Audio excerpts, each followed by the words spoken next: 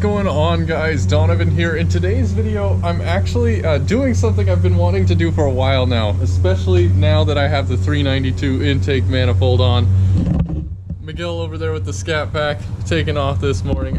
So now that the 392 intake manifold is on, I'm going to go get this car dynoed. So if you guys are new to the channel, this is basically a full bolt-on RT minus E85. It's running on a custom 91 octane tune, and it pretty much has everything that you can bolt onto it at this point.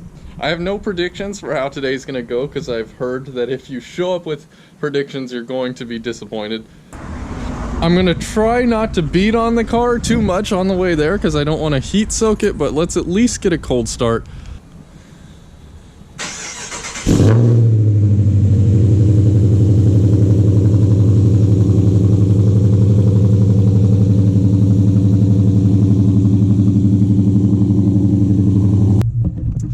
So the thing has about 20,000 miles, not that that makes a huge difference, but I just changed the oil like 3 days ago because I knew that I would be driving in an excited manner the next few weeks before, actually I'm gonna keep that next sentence a secret. I knew that the car would be getting driven a little bit hard the next couple of days, and I knew I was taking it to a dyno, so I figured I'd change the oil, even though the oil's gonna come out soon anyways. Okay, so we are at the place, MD Automotive. This place is actually referred to me, or I was referred to this place by D-Rod actually, so that's funny. I arrived a little early because it was like a 50-mile drive, so I'm just letting the car sit, hood open, cool off for a little bit in case it got any heat soak. It's a little warmer today. It's about 71 degrees with, I think, over 50% humidity, so the odds are not working with me here, but I'll get some footage and we'll see how the car does. So we're getting the car situated on the dyno. Mark from MD Automotive is over here. I don't know if you care about being on camera, Mark. Oh, it's fine. He's getting it all lined up, getting everything hooked up, and like I said before, it's not a beautiful day outside to do this kind of stuff, but you know, we'll see how it is. The best time would have been in the middle of winter with low humidity and low temperatures, but this is the situation we're in, so we'll see how it goes. Alright guys, so the car is all bolted up. He's getting the fan ready so we can feed this pig some air. Seems to be idling nicely, which is a good thing. That means my manifold install maybe wasn't the worst job in the world. At this point, the car is in sport. Electronic stability control is off. It's bolted up. It's ready to go.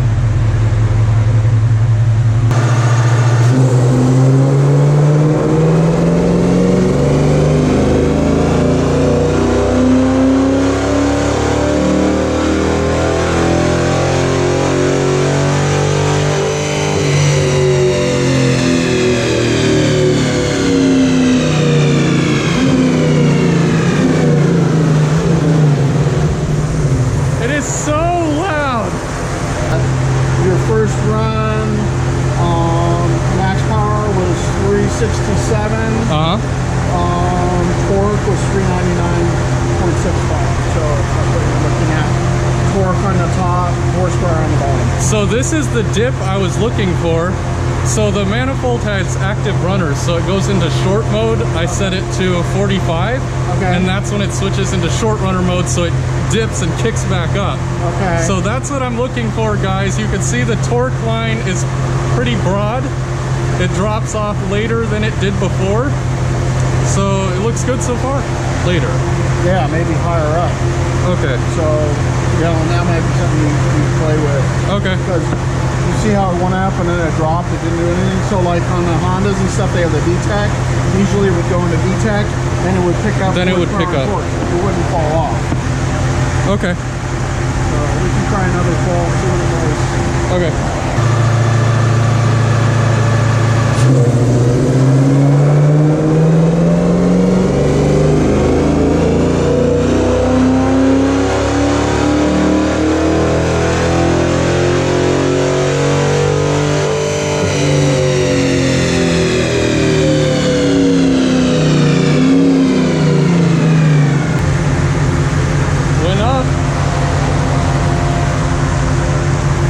So guys, that's 371-ish and 404 torque.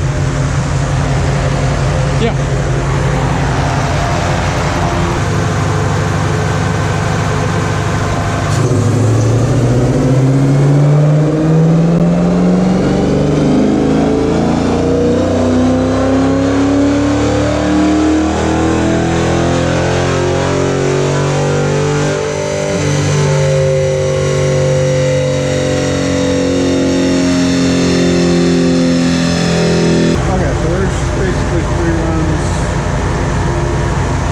That's awesome. 367. That is awesome. 400. So as you guys can see, the torque line is pretty broad and consistent for all of them. As he was saying, we might consider moving the MSD box activation RPM a little bit higher.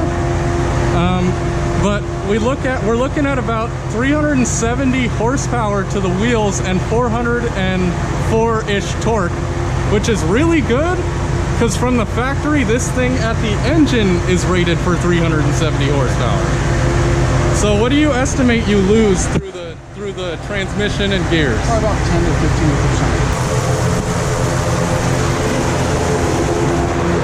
So guys, I went ahead and set the RPM window to,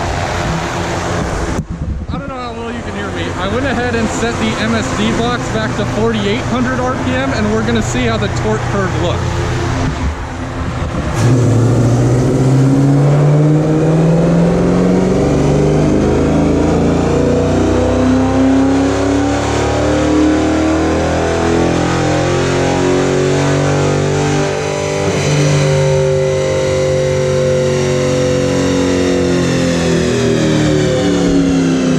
It went up a little bit. It smoothed it out, yeah, quite a bit. Quite a bit, actually. Yeah, there's no dip now. Yeah. Yeah. That was a good call. So, I mean, you can try another, you can go higher, but it doesn't look like, or you can go lower and see, but I don't think it's going to change anything. I think I might leave it where it is now. So he had a very good suggestion about moving the point where the MSD box switches into short runner mode. We put it at 48, and there wasn't a loss of torque, and it doesn't have that dip in the middle of the RPMs where it switches. So is it possible to compare that line to the SRT that you had in the computer? Pretty much stock Challenger SRT, guys.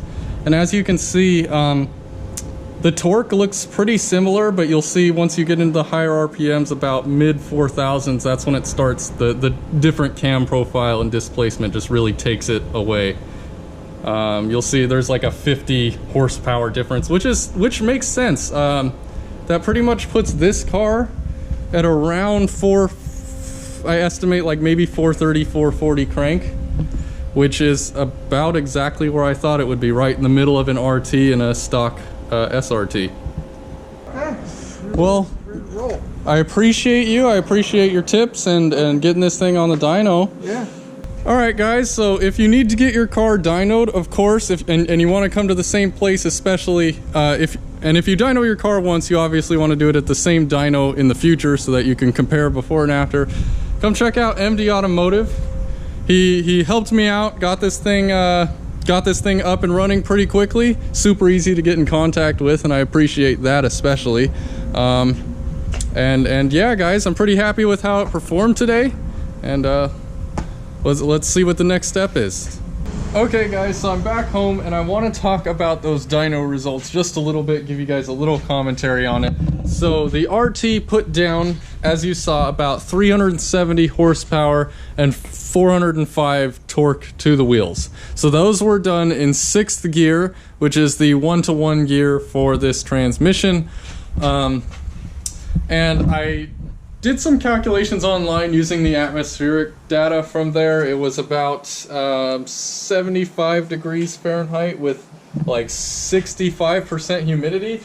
And the calculators online say that it's about 1,300 feet in density altitude. So that, relative to sea level, that's what the altitude was looking like based on like temperature, humidity, air pressure, and stuff like that.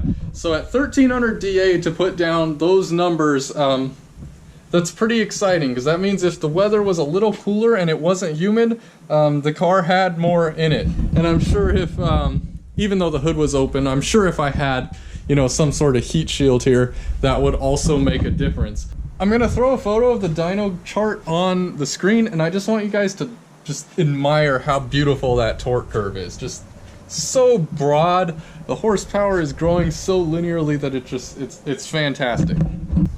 370 is kind of, I said I wasn't really expecting a number, but 370 was kind of what I was looking for, mostly because aside from, you know, the intake and the intake manifold and the headers, you know, those are the headers are the only thing that's really going to give you top end power, the headers and the tune.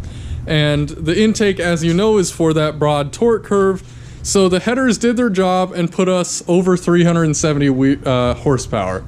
So what these did was these beefened up and broadened that torque curve that you see between like 2,000 and 4,000 RPMs. So that mod did exactly what I expected it to, and the headers also did exactly what I expected it to. Like, I'm actually pretty happy with the results, with what this car put down. We compared it to an SRT on the dyno, and I have to say that the lines looked pretty similar up to like 4,500 RPM. That's when you see that 6.4 really start to take off. But down low, man, on the street, from a dig on the street, you know, I could probably end up scaring off a Scat Pack, especially given that we're both traction limited, so it's just it's a driver's race off the line. Anyways, I'm hoping to line this thing up soon with a Scat Pack or an SRT 6.4 and just see how it does. But I have to say, I'm very happy with the results today. Anyways, I hope you guys enjoyed this video and found it somewhat informative. Please remember to click that like button below. Subscribe to the channel if you haven't already. We are not done with this car. You're actually watching the 99th video on my channel. The 100th video is going to be kind of a big reveal and talking about what's next for the RT. So I'd like to thank you guys for watching. I'll see you guys next time. Peace out.